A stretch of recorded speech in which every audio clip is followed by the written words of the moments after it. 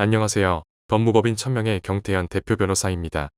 2024년 4월 25일 드디어 헌법재판소에서 유류분에 대한 위헌 결정 등을 하였습니다.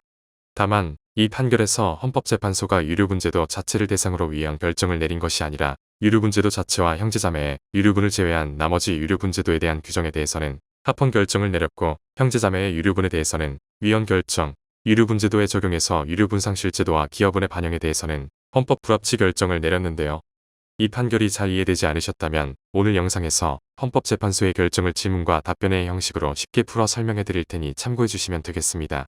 안녕하세요, 변호사님. 최근 헌법재판소에서 유류분에 대한 판결이 나왔다고 하는데 뉴스 등의 자료만 보고서는 이해가 잘 안 되어서 질문드립니다. 이번 판결을 통해 어떤 것이 바뀌었는지 알려주시면 감사하겠습니다.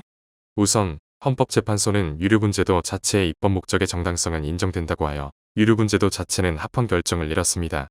다만 개별 조항인 민법 제1112조의 합리성을 판단하는 과정에서 헌법재판소는 피상속인의 형제자매는 상속재산 형성에 대한 기여나 상속재산에 대한 기대 등이 거의 인정되지 않음에도 불구하고 유류분권을 부여하는 것은 그 타당한 이유를 찾기 어렵다고 판단하였습니다. 이에 따라 민법 제1112조의 제4호가 단순 위헌이 되어 무효인 법률이 되었는데요.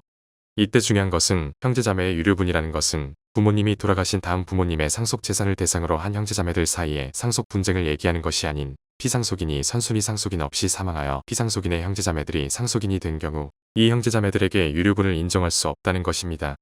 이에 더불어 헌법재판소는 민법 제1112조에 대한 합리성 여부 판단에서 민법 제1112조가 유류분상실 사유를 별도로 규정하지 아니한 것이 불합리하다는 헌법 불합치 결정을 내렸는데요. 피상속인을 장기간 유기하거나 정신적 신체적으로 학대하는 등의 폐륜적인 행위를 일삼은 상속인의 유류분을 인정하는 것이 타당하지 않다는 것이 그 이유였습니다. 이에 따라 위 민법 제1112조 제1호부터 제3호에 대해 국회는 2025년 12월 31일까지 유류분상실에 관한 구체적인 규정을 입법하여야 하고, 입법 전까지는 현행 규정이 그대로 적용됩니다. 마지막으로 민법 제1118조에 대해 헌법재판소는 본 법률에서 민법 제1008조의 2를 준용하는 규정을 두지 않은 것에 대한 헌법 불합치 결정을 내렸는데요.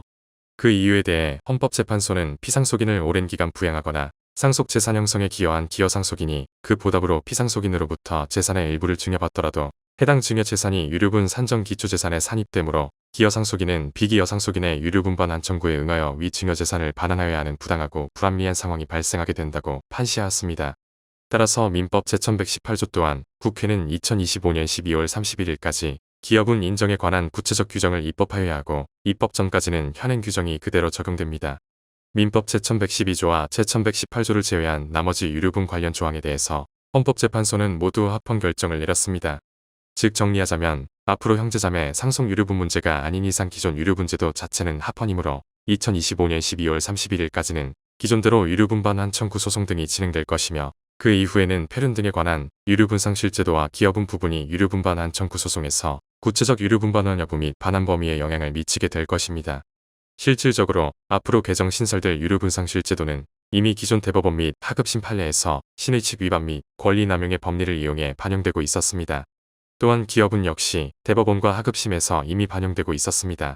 따라서 2025년 12월 31일까지 민법이 개정되기 전이더라도 기존의 신의칙 위반 및 권리남용 법리와 기여분을 보다 적극적으로 반영하여 판결이 나올 것으로 예상됩니다. 또한 기여분 반영의 경우 그 요건을 매우 엄격하게 판단하여 판결하는 경향이 있었으나 이번 헌법재판소 결정에 의해 그 판단이 좀 더 완화될 것으로 예상됩니다. 개정이 이루어진 이후에는 당연히 개정된 규정이 반영되게 됩니다.